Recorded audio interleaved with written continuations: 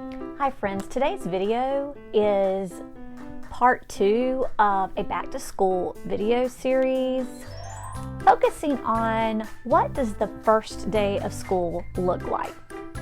I previously uploaded a video on the first 30 minutes right as school is beginning of what I do. Today I'm going to take you on another short 30-minute interval of what happens when the bell rings. So keep watching if you need some ideas of how to start the school year on a positive note. I'm Hope from A Cup Full of Hope, and I'm here to help teachers like you find inspiration for your classroom and show you ways to engage with your students. If you haven't subscribed to my channel, please consider hitting the subscribe button at the, I believe, right side of the screen. I'd love to have you keep coming and visiting as I share what my passion is for teaching and learning.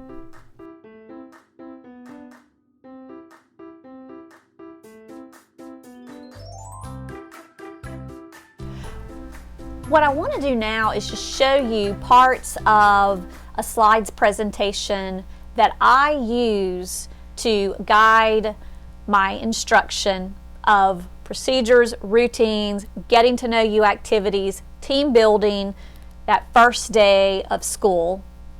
For me, I have to have a step-by-step plan of that first day back to school.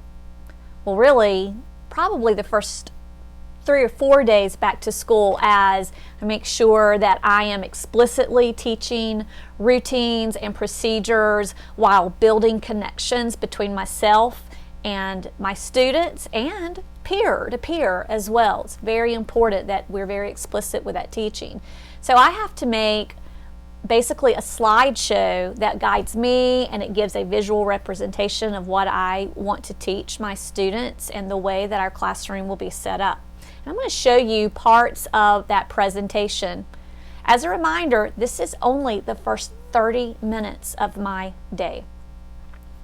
Everything that they've been doing, I have been welcoming them in, I've been greeting parents, I've been sending them off, letting them know that their children are in great hands. Then I have to take roll, I have to do lunch count, because I have not established any procedures or routines on this first day of school, and I'm having to do everything. When we finally officially get off and I am able to really put my focus on the classroom, the very first thing I want to teach my students is how to shine. So I throw this slide up, and I tell my students that any time that it is time to shine, you have to do several things. First of all, S, sit up straight, right? H, hands free, want your attention. I, in your own space. N, no noise. E, eyes on the speaker.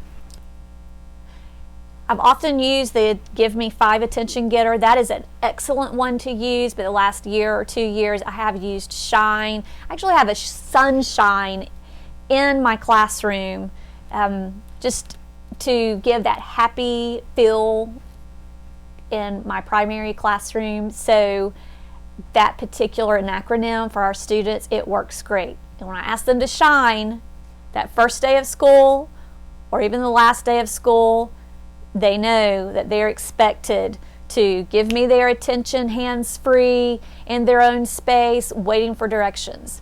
That is the first thing that I teach. Along those same lines, I also just talk to them about some more attention getters.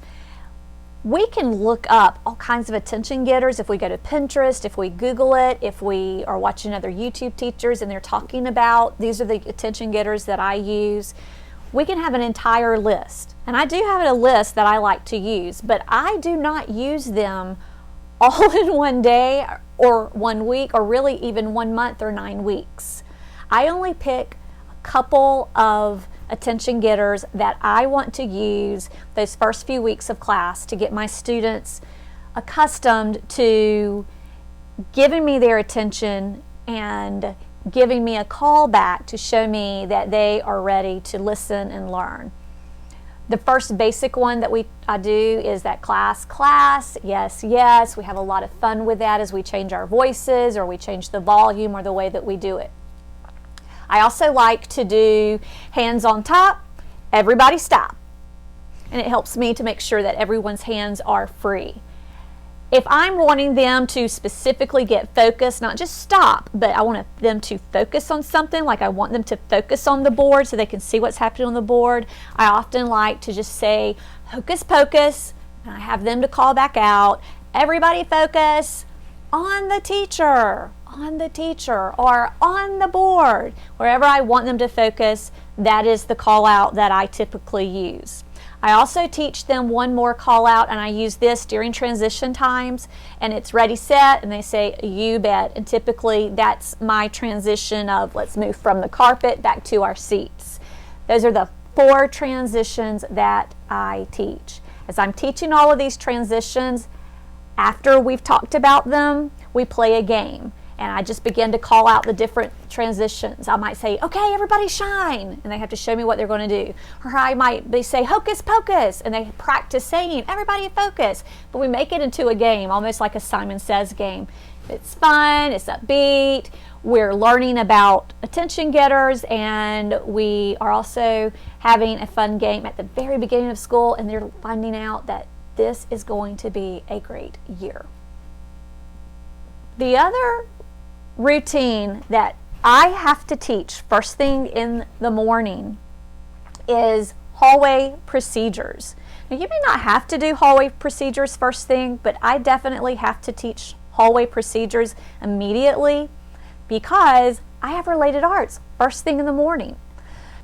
When it's time for me to teach routines in the hallway, I've just titled the slide Road Trips in the Hallway.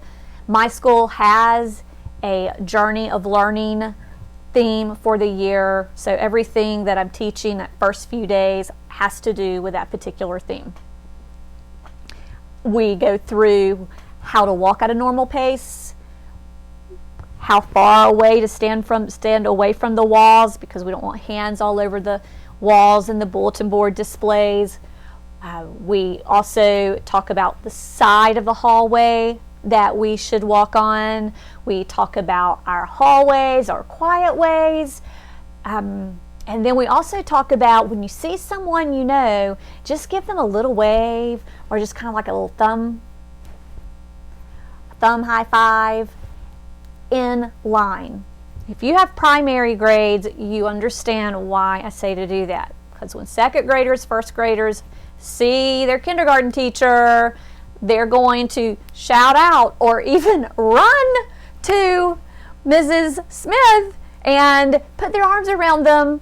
And I've got chaos because I have children out of line, and the kindergarten teacher has chaos because, well, she's got a group of kindergarten children in the hallway. So we have to be very, very explicit about what are the expectations in the hallway. I have a very specific way that I line my students up. Typically, I can just call my kids by tables, and that's really easy. As they're lining up, I always come up with a song to let my students know it's time to get quiet, it's time to go outside the hallway. Usually that very first song is, here we go walking down the hall, singing do-a-diddy-diddy-dum-diddy-do. Facing the front, standing straight and tall, singing do-a-diddy-diddy-dum-diddy-do. You look good, you look fine, here we go in our line. And the very first day they learn, once we finish that song, you need to have all of your wiggles out, your mouth is to be closed, and you're to be facing up front. And we teach that every day, every time we go in and out of a door. Practice, practice, practice. Those routines and those procedures, especially when you have young grades. Especially when you have young grades. It's just very important that we let our students know our expectations and practice those procedures and not let them get away with anything but our expectation so that it goes smoothly for the rest of the year. I'm going to add another video to kind of let you know how the rest of the day goes for me in my second grade classroom as I am going through procedures, team building, getting to know you activities on the very first day of school.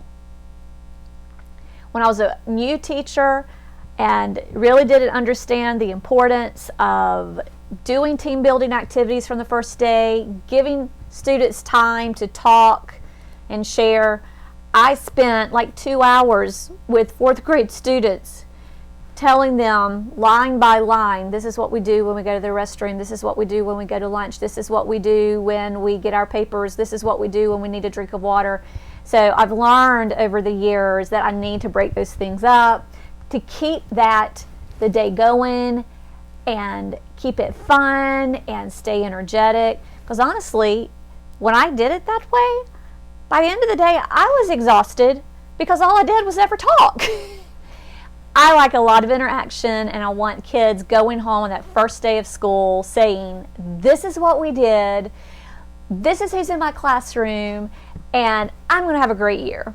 I hope that you got some tips of how to begin your very first day of school.